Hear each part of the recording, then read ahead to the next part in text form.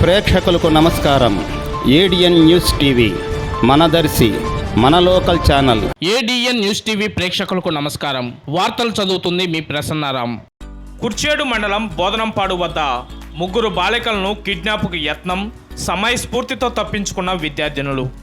స్థానికులు తెలిపిన వివరాల ప్రకారం కుర్చేడు మండలం బోధనంపాడు హైస్కూల్ నందు 7 మరియు 9 తరగతులను చదువుతున్న అలవలపాడు గ్రామానికి చెందిన కుర్రేటి వెంకటరమణ, కుర్రేటి హర్షిని, కొరివి అపర్ణలు రోజు మాదిరిగా వారి గ్రామం నుండి బోధనంపాడు హైస్కూల్కు నడిచి వచ్చి సాయంత్రం సుమారు 4 గంటల సమయంలో తమ గ్రామానికి తిరిగి నడిచి వెళ్తుండగా దర్శి వైపు నుండి కుర్చేడు వైపుకు వెళ్తున్న గుర్తు తెలియని తెల్లని కారు వారి వద్దకు వచ్చి ఆగి ముగ్గురు విద్యార్థులను ఎక్కమనగా వారు తిరస్కరించడంతో ఒక విద్యార్థిని బలవంతంగా కారులోకి లాగబోగా సమయస్ఫూర్తితో తప్పించుకున్న ముగ్గురు విద్యార్థులు భయంతో పరుగులు తీసి బోధనంపాడు హైస్కూల్ వద్దకు వచ్చి వారి ఉపాధ్యాయులకు, అక్కడ ఉన్న స్థానికులకు విషయం తెలపగా అక్కడే ఉన్న స్థానిక యువకులు వారి ద్విచక్ర వాహనంపై ఘటనా స్థలానికి వెళ్లి చూడగా ఆ గుర్తు తెలియని కారు కనిపించకుండా వెళ్ళినట్లు చెప్పారు.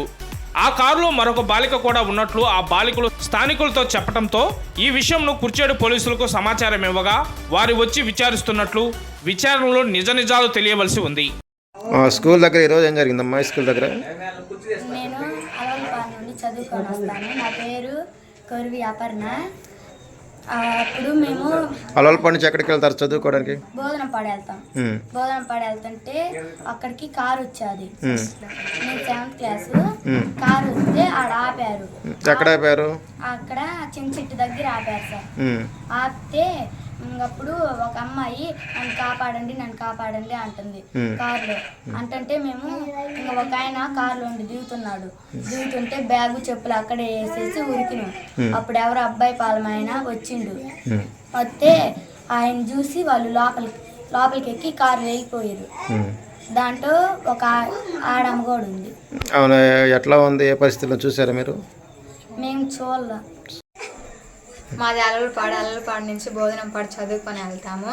సాయంత్రం పూట నేను 9th క్లాస్ చదువుతున్నాను. సాయంత్రం పూట ఇంటికి వెళ్ళేటప్పుడు ఆడ చింత చెట్టు కింద ఒక ఫోన్ పడి ఉన్నది. మేము పోయేటప్పుడు అది రింగ్ అవుతా ఉంది ఫోను. మేము ఎత్తినాము. నేను మాట్లాడితేనేమో మాది కుర్చాడు అని చెప్పింది ఒక ఆడామ. ఇంకొక అమ్మాయి మాట్లాడితేనే మాది తెలంగాణ అని చెప్పింది. చెప్పిన తర్వాత ఆయన ఆ సెల్లు పోగొట్టుకొని ఆయన పేరు చెప్పమంటే ఆయన పేరు వెంకట కోటిరెడ్డి అని చెప్పింది. చెప్పిన తర్వాత ఇంకా మీరు ఆడే ఉండండి, నేను వచ్చి ఫోన్ చేసిపోతానని చెప్పింది అమ్మ. మేము మళ్ళీ ఆడ చింత చెట్టు దగ్గరే ఫోన్ పెట్టి మేము వెళ్ళినాం. మళ్ళీ మరుసటి రోజు పొద్దున వచ్చి చూస్తే ఆ ఫోన్ లేదు ఆడ.